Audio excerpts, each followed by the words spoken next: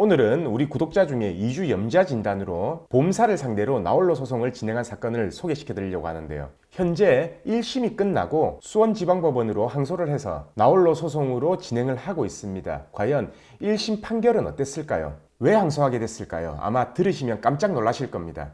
꼭 끝까지 시청 바랍니다.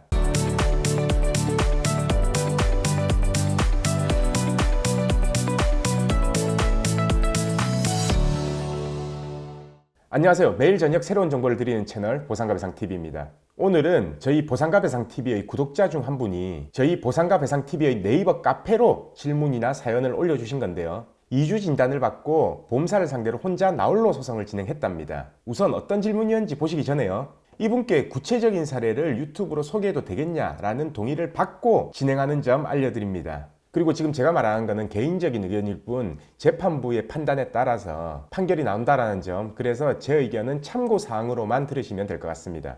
우선 네이버 카페 보상가배상TV에 올라온 질문 내용을 보면요. 아파트 단지 내에서 후진하는 차량에 부딪혀서 2주 진단을 받았지만 임신 8개월이라서요. 엑스레이 등을 촬영할 수가 없잖아요. 그리고 통증은 있고 이래서 도수치료를 약 한 20회 받은 사건입니다. 근데 자동차 이 보험회사에서는요, 도수치료는 자보수가가 아니기 때문에 지급할 수 없다라고 해서 결국 이분이 억울해서 나홀로 소송을 제기했네요.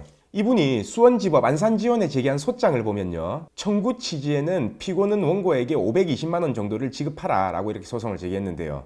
여러분 아셔야 되는 게요, 우리가 손해배상 청구 소송을 할 때요, 3천만 원 미만인 사건은요 소액 사건으로 분류돼서 소액 재판부에 배당이 됩니다. 근데 소액 재판은요, 변호사 선임 안 했으니까 자기들끼리 와서 막 싸우고 네가 잘했네 내가 잘했네 돈 갚아라 해서 그래서 이 한 번 재판할 때 이런 몇십 개의 재판이 진행되다 보니까 재판도 한 번 정도는 끝나고요, 그리고 사실조회 이런 거는 받아주지도 잘 않습니다. 그래서 이 손해배상 사건은요, 내가 손해액이 3천만 원 미만이라고 하더라도 3천만 원 이상인 3천만 100원으로 이렇게 작성을 해서 지방법원의 단독 사건으로 배정을 받아서 정확하게 사실관계나 법리를 따져보자 라고 이렇게 해서 진행하는 겁니다. 근데 이 사건을 보면요, 소액 사건으로 나홀로 소송을 진행했다 하더라도요, 재판을 한 번에 끝내면 안 되고 여러 번의 입증 과정을 거쳤어야 했습니다. 그런데 이분이 작성한 청구 원인을 보면요, 너무 간단합니다. 왜 내가 주장하는 520만 원을 받아야 되는지에 대해서 명확하게 증거 제시도 없었고 기술도 없었어요. 이분 손해배상 책임 범위를 보면요, 일단 위자료를 한 250만 원 정도 청구했고요. 그리고 이미 발생한 도수치료비 220만 원하고 향후치료비 50만 원 정도를 청구했는데요. 어차피 이 사안은요, 후진하는 차에 부딪힌 사고이기 때문에 과실에 대한 다툼은 없었습니다. 결국 이 위자료하고요, 자보수가가 적용 안 되는 비급여 도수치료, 이거의 싸움이었는데요. 과연 판결이 어떻게 났을까요? 들으시면 깜짝 놀랍니다. 우선 판결을 보겠습니다. 판결은요, 피고가 원고에게 약 47만 원을 지급하라 라는 판결입니다. 그리고 520만 원을 청구한 것 중에 47만 원밖에 판결이 안 났기 때문에 90%는 원고가 진 거잖아요. 그래서 소송 비용도 90%를 원고가 부담하라 라고 이렇게 판결이 났어요. 그냥 한마디로 말하면 완전 대패한 사건입니다. 결국 그래서 우리 구독자분이 항소를 한 상태고요. 2심이기 때문에 현재 수원지방법원의 합의부로 배정이 돼 있는 사건입니다. 합의부는요, 판사님 3분이서 심리를 해요. 그리고 여기서 만약에 상고하게 된다면 대법원으로 가는 거죠. 1심 재판은요, 소액 사건이었기 때문에 보험사에서도 이 변호사를 선임 안 하고 보험사 담당자가 직접 나와서 재판을 했거든요. 근데 2심 합의부는요, 보험회사에서 변호사를 선임 안 하면 대표이사가 직접 나와야 돼요. 그래서 지금 현재 보험사에서도 변호사를 선임한 상태고요. 우선 제가 보기에는요, 1심에서 패소한 이유가 몇 가지가 있습니다. 첫 번째, 만삭인 이 피고가 사고로 인한 충격이 본인과 태아에게 얼마나 컸을 거다, 그리고 심적 부담이 얼마나 있었다라는 것에 대한 구체적인 기술이 없습니다.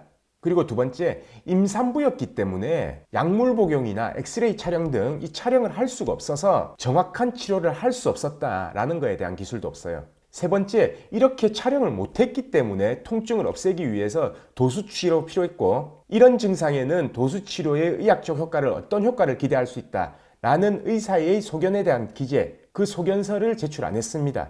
네 번째, 판사님이 봤을 때 그냥 비급여 치료다, 자보수가에 해당 안 된다 라고 이렇게 보험사가 주장했을 때는요, 아, 이거는 받으면 안 되는 치료구나 이렇게 생각하실 수도 있습니다. 그래서 이 적절한 치료였다, 그리고 이 비급여가 법으로도 인정될 수 있는 법정 비급여다 라는 거에 대한 설명을 제시했어야 됩니다. 그리고 마지막으로 위자료가 왜 250만 원이 책정돼야 되는지에 대한 그 이유도 기재가 안 되어 있습니다. 그렇다면 지금 가장 최고의 시나리오는 520만 원을 전부 승소하는 건데요. 아까 제가 말했던 내용에 대해서 입증을 다시 하신다면 법원에서 비급여 치료 200만 원은 인정해 줄 가능성이 있습니다. 그리고 교통비 인정해 줄 거고요. 그리고 위자료 최대 100만 원까지도 나올 가능성이 있어요. 그래서 350만 원 정도 판결을 받는다면 뭐 한 6대4 정도 나오겠네요. 2심에서요. 어떻게 하면 되는지에 대한 조언을 제가 드리면요. 저 같으면은 이렇게 하겠다. 저 같으면은 이거를 입증하겠다. 라는 거를 지금 제가 알려드릴게요. 지금 영상 보시는 분들 꼭 끝까지 시청 바라고요. 구독과 좋아요, 알림 설정은 꼭 부탁드립니다. 자, 제가 지금 드리는 내용은 참고로만 들으시면 됩니다. 첫 번째, 법원을 통해서 사실조회 신청을 하고요. 이 치료한 병원의 주치의에게 사실조회를 보내면서 질문지는 이렇게 작성하시면 됩니다. 1. 내원 당시의 원고의 임상적인 상태는 어땠나요? 2. 엑스레이나 물리치료, 약물치료 등이 필요한 상태였나요? 3. 원고가 입원 치료를 할 수 없었던 이유는 무엇인가요? 4. 원고가 치료한 내용 중 도수치료는 법정 비급여에 해당하나요? 임의 비급여에 해당하나요? 5. 원고의 도수치료가 이번 교통사고로 인해서 발생한 부상에 대한 적절한 치료였나요? 이걸로 질문을 보내시고요. 답변이 회신이 되면은 그를 근거로 주장을 하세요. 제가 비급여에 대해서는 이전 영상에서 설명을 드렸기 때문에 그 영상 참고를 하시고요. 그리고 두 번째는 국민건강보험공단에요. 치료내역과 의무기록 진단서를 첨부해서요. 사실조회 신청을 보내는데요. 그 사실조회 신청의 질문 내용에는 이렇게 쓰세요. 1. 원고가 치료한 도수치료는 법정 비급여에 해당하는가요? 임의 비급여에 해당하는가요? 2. 원고의 도수치료가 법정 비급여에 해당한다면 의료행위의 효과가 입증된 치료 방법 아닌가요? 3. 이 도수치료 같은 경우에는 어떤 증상이 있을 때 치료했을 때 효과적으로 볼 수 있는가요? 그래서 지금 제가 말한 내용들로 두 군데의 사실조회를 보내시고요. 답변을 근거로 항소이유서나 준비서면을 작성하시면 됩니다. 그래서 이 치료한 도수치료가 타당한 치료 방법이었다. 자보수가에 적용 안 된 비급여지만 임산부로서는 달리 선택의 여지가 없었다. 그런 내용들을 사실조회를 통해서 입증을 해야 된다는 겁니다. 그리고 위자료 부분에 대해서 쓸 때는요.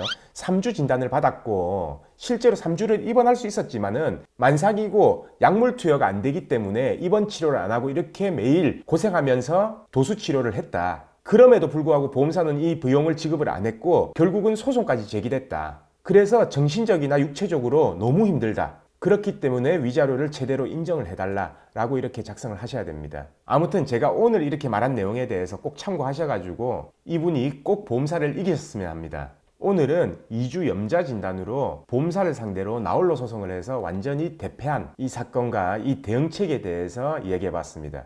내일도 새로운 주제로 만나 뵙겠습니다. 끝까지 봐주신 구독자분들께 감사드립니다.